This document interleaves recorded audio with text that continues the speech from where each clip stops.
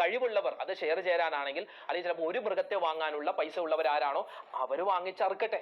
പള്ളിയിലേക്ക് തന്നെ കൊടുക്കണം എന്നൊന്നുമില്ല. ചില ആളുകൾക്ക് പള്ളിയെ കൊടുക്കില്ല, സ്വന്തമായിട്ട് വീട്ടിൽ തന്നെ അറുക്കുന്നവരുണ്ടാകും. അങ്ങനെയാണെങ്കിലും കുഴപ്പമില്ല. അപ്പോൾ കഴിവുള്ളവർ അവർ ഒരു പോത്തിനെ വാങ്ങിച്ച് ഒരു ഉരുവിനെ വാങ്ങാൻ കഴിവുള്ളവർ അങ്ങനെ ചെയ്യട്ടെ. അതിന് പറ്റാത്തവർ എന്ത് ചെയ്യുക, ഒരു ഷെയറെങ്കിലും ചേർന്ന് അറുക്കട്ടെ. അതാണ് ഞാൻ പറഞ്ഞത്. പലർക്കുമുള്ള മറ്റൊരു സംശയമാണ്, ഒരാൾ ഒരു വർഷം ഉദ്ഹിയ്യത്ത് അറുത്താൽ 7 വർഷം തുടർച്ചയായി അറുക്കണം എന്ന് പറഞ്ഞു, അത് ശരിയാണോ? അങ്ങനെയില്ല. ഈ വർഷം ഞാൻ അറുത്തു ഉദ്ഹിയ്യത്ത്, ഉദാഹരണം, എങ്കിൽ ഞാൻ അടുത്ത വർഷം അതിന്റെ പിന്നത്തെ വർഷം ഉദ്ഹിയ്യത്ത് അറുക്കണമെന്ന് എനിക്ക് നിർബന്ധമില്ല. പക്ഷേ എനിക്ക് സാമ്പത്തിക സ്ഥിതി ഉണ്ടെങ്കിൽ ഞാൻ അറുക്കൽ സുന്നത്ത, ഞാൻ അറുക്കണം, സാമ്പത്തിക സ്ഥിതി ഉണ്ടെങ്കിൽ.